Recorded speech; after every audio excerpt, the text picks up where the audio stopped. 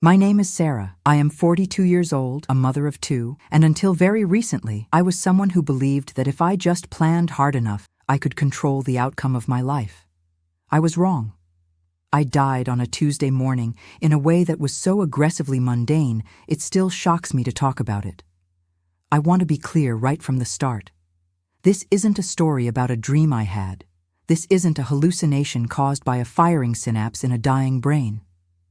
This was a near-death experience that ripped me out of my body, stripped me of my ego, and showed me a timeline of future events that I am still struggling to process, specifically regarding what is coming in January 2026.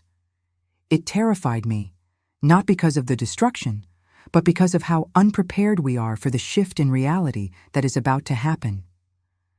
Before I crossed over, my life was defined by a vibrating, low-level anxiety. I was a logistics coordinator for a shipping firm, which meant my professional life was about averting disasters, and my personal life followed the same pattern. I had spreadsheets for our finances, schedules for the kids' soccer and piano, and meal plans for the month. I was obsessed with the future. I lived entirely in the next week, the next month, the next year. I barely inhabited the present moment. On the morning it happened, I was rushing. It was raining, that cold, miserable drizzle that makes traffic sluggish.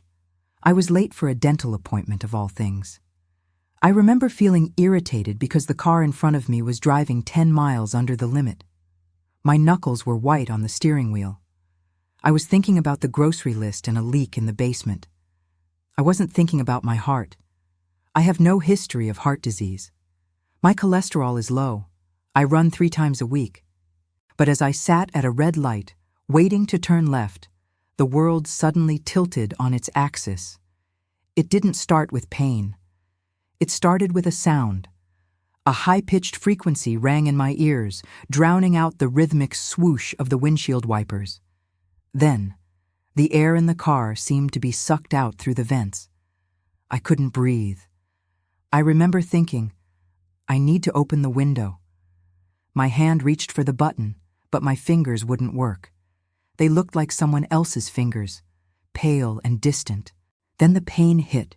It was like a sledgehammer to the center of my chest, shattering the sternum. It wasn't an ache. It was a demolition. I slumped forward. My forehead hit the steering wheel, honking the horn. That sound, the blare of the horn, was the last thing I heard in the physical world. I felt a profound sense of embarrassment. I thought, I am causing a scene. People will stare. That was my final human thought. The darkness that followed wasn't sleep. It was an ejection. I felt a violent pop, like a cork being pulled from a bottle under immense pressure. Suddenly the pain was gone, the noise was gone, the embarrassment was gone. I was hovering about 12 feet above the intersection. The rain was passing through me. I could see my SUV, the wipers still slapping back and forth. I could see the traffic light turn green.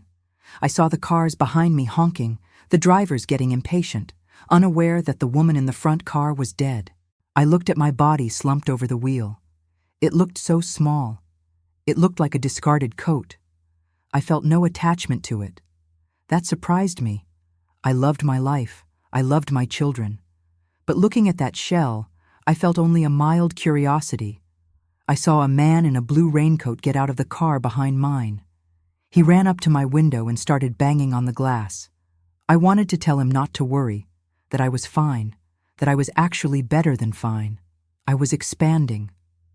That is the best way I can describe the sensation of consciousness without a body. I was expanding in all directions.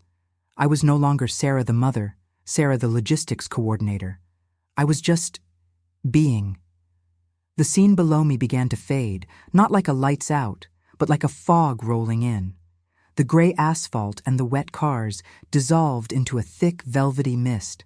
I felt a pull, a magnetic drag on the center of my being, drawing me upward and away. I surrendered to it. For the first time in my life, I wasn't planning the next step. I was just letting it happen. The mist brightened, shifting from gray to a pearlescent white, and I realized I wasn't alone. The atmosphere changed from empty space to a crowded room, though I couldn't see anyone yet. I could feel them. It felt like walking into a house filled with family where everyone is hiding, waiting to shout surprise. Then the light broke through. It wasn't a sun. It was a living, breathing intelligence. It washed over me, and the first thing I felt was a complete and total lack of judgment. All the anxiety I had carried for 42 years, the worry about money, the fear of failure, the obsession with safety, it all evaporated. In the presence of this light, none of that mattered. But the peace didn't last. Because as I moved deeper into this brilliance, the light began to communicate. It wasn't words. It was a direct download of information. It knew everything I had ever done, but more importantly, it knew everything I had failed to do because of fear. And then the tone shifted. The light wasn't just welcoming me.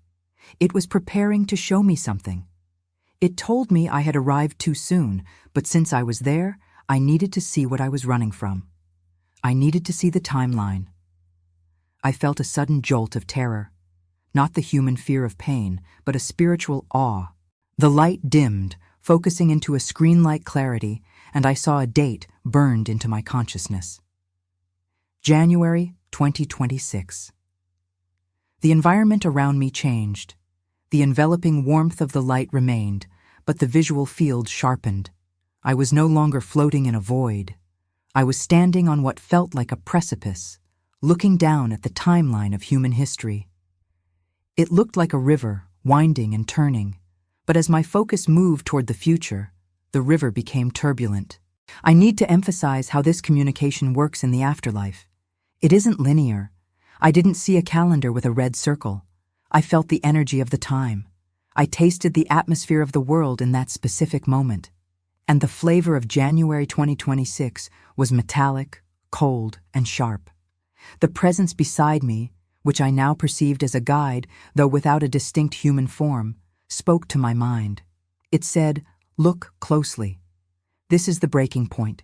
This is the great pause." I saw the world as a web of interconnected lights. These lights represented our connections, our internet, our financial systems, our supply chains, the very digital pulse that keeps modern civilization running. In my life as a logistics coordinator, I worshipped this grid. I understood how fragile it was. In the vision, I saw this grid flicker. It started in the middle of January. I saw a cascade of failures. I saw screens going dark. I saw people staring at their phones in confusion, tapping screens that wouldn't refresh. It wasn't a bomb. It wasn't a nuclear war. It was a silence. A sudden, terrifying silence where the noise of the world, the constant stream of news, entertainment, and distraction, was simply cut off. The terror I felt watching this wasn't about the technology itself. It was about the reaction of the human soul. I saw panic. I saw people who had forgotten how to exist without external validation crumbling. I saw neighbors looking at neighbors with suspicion because they couldn't access their bank accounts, because the grocery store shelves weren't being restocked by the automated systems. The guide showed me my own neighborhood. I saw my house. I saw my children. The house was cold. The illusion of security I had spent my life building, the savings account, the insurance policies, meant nothing in this new vibration.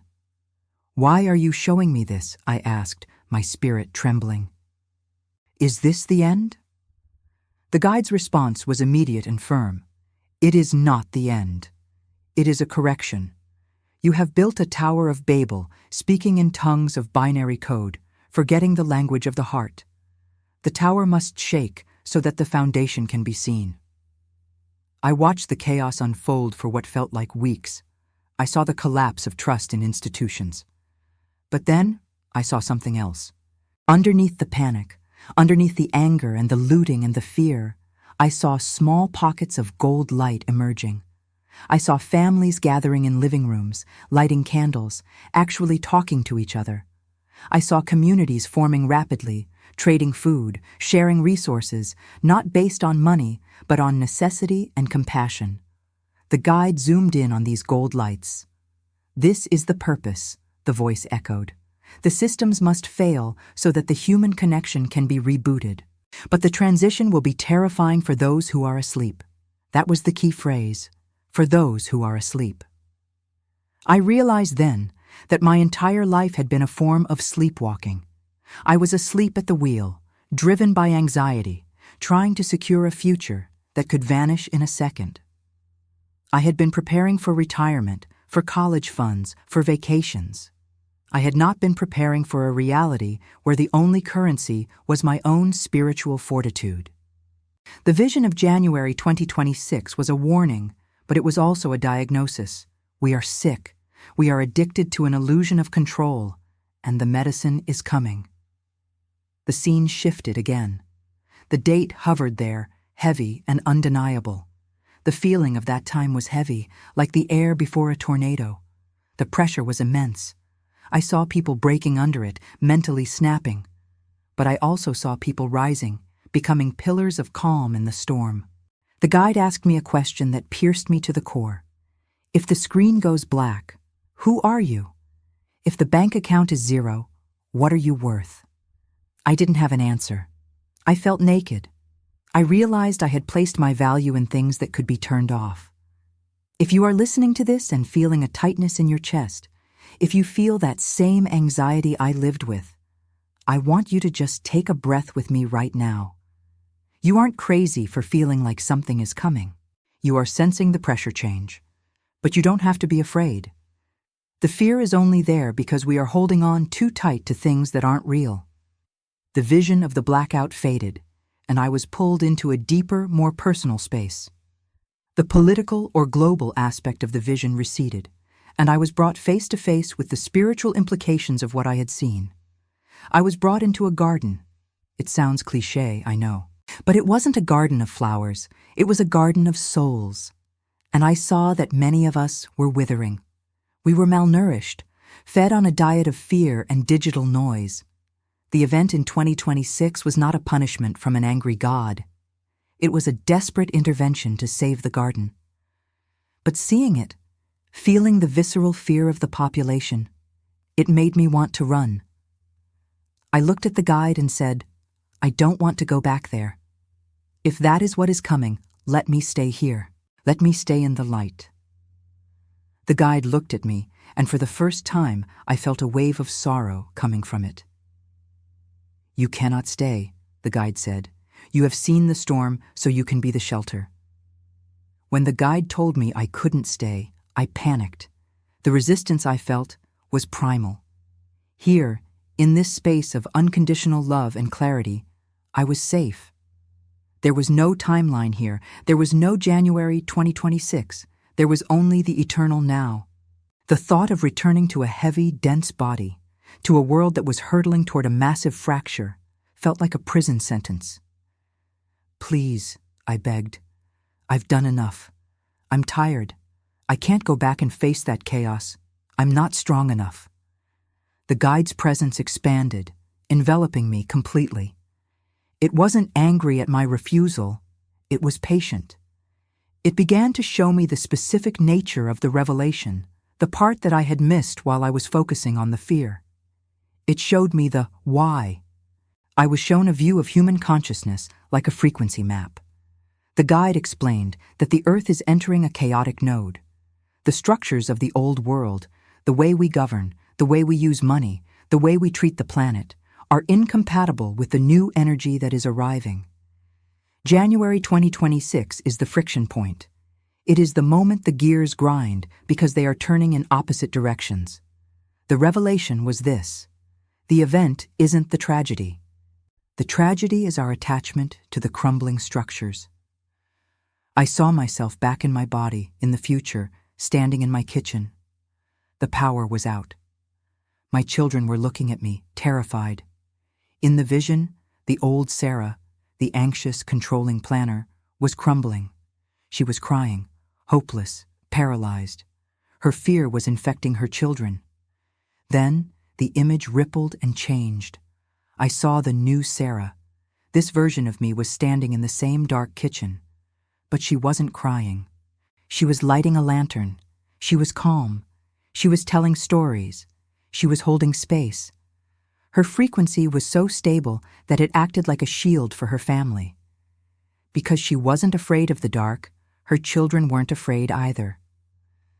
"This is why you must return," the guide communicated. "The world does not need more panic. It needs stabilizers. It needs people who have seen the other side and know that death is an illusion, that loss is temporary, and that the soul cannot be deleted." The guide showed me that the terrifying event of January 2026, this systemic collapse or Great Stillness, was designed to break the hypnosis of humanity. We have been hypnotized by convenience. We have forgotten our intuition. I saw that during this time, intuition will be the only internet that works. People will need to communicate heart to heart. Those who have developed their inner connection will thrive. Those who rely solely on external data will be blind. The terror I had felt earlier was replaced by a sense of mission, a heavy, solemn responsibility. I realized that my anxiety had been a waste of energy. I had been anxious about maintaining the status quo, but the status quo was the problem. "You are going back," the guide said, "not to save the world, but to save your piece of it. You are going back to prepare your spirit, not your bunker. You need to learn how to be quiet before the silence comes." I looked at the timeline one last time. It still looked daunting. I saw the confusion. I saw the breakdown of supply chains. I saw the angry mobs, but I also saw the light pouring through the cracks in the pavement. "I will go," I whispered. "But how will I remember? Everyone forgets when they go back." "You will not forget this," the guide promised. "We will leave a mark." Then the peaceful garden began to dissolve. The beautiful, expansive silence was replaced by a rushing wind. I felt gravity grabbing my ankles. It felt like being sucked down a drain. I fought it for a second, trying to hold on to the hem of the light, but the pull was irresistible. I was falling through layers of gray, through layers of static. I could hear the sounds of the world rushing up to meet me, the mechanical grinding noise of physical reality. The transition wasn't smooth. It was violent. It felt like being compressed into a wetsuit that was 3 sizes too small. I felt the weight of my bones. I felt the cold. And then I felt the pain. The return to the body was the most painful experience of my life, far worse than the heart attack itself. The heart attack was an exit. This was a re-entry into a burning building. I gasped, a ragged, desperate intake of air that felt like swallowing broken glass. My eyes flew open.